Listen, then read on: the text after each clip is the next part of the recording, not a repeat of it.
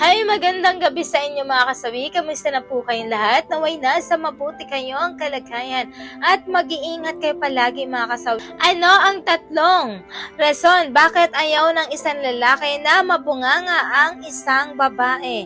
Ang una mga kasawi ay naririndi. Alam nyo ba kapag kawan si Mrs.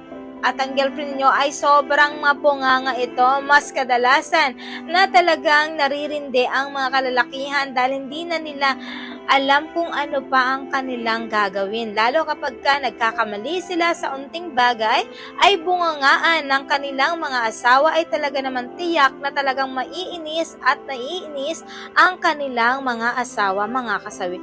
Ayan yung ating una na rason. Ang pangalawa mga kasawi ay maingay.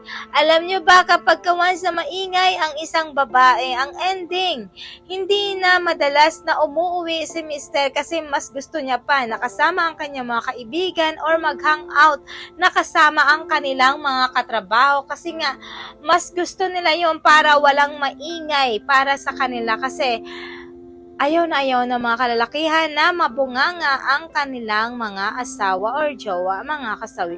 Ayan yung ating pangalawa na rason. Ang pangatlo mga kasawi ay nagsasawa.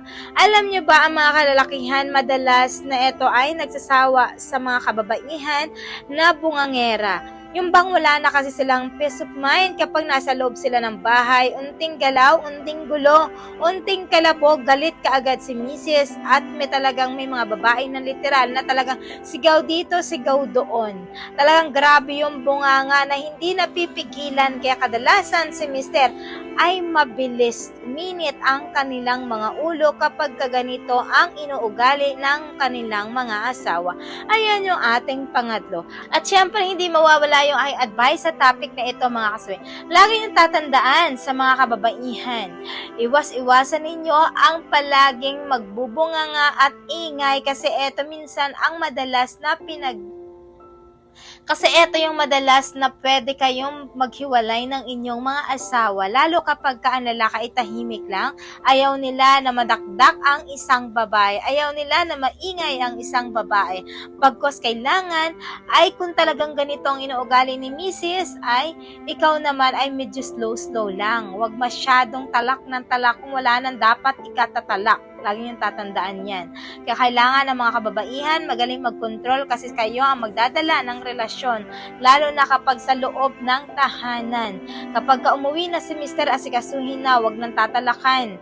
Lambingin nyo na para naman hindi mawala si Mr. sa buhay ninyo kapag ganito ang ginagawa ninyo. Lambingin nyo naman. Ayun lang po yung aking advice. Maraming salamat sa patuloy na pagsuporta niyo sa akin sa walang sawang pag-share at pag-comment.